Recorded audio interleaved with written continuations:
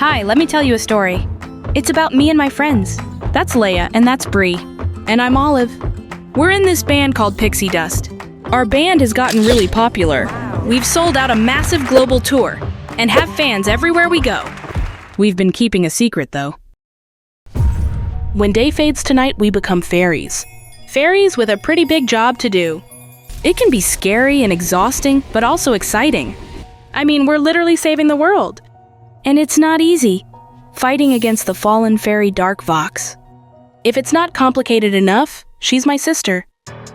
She's out to destroy the world with toxins that threaten to put an end to the entire planet for good. Both the Earth and the secret fairyland hang in the balance. I guess you could call us superstars by day and superhero fairies by night. Watch us on our journey to save the world.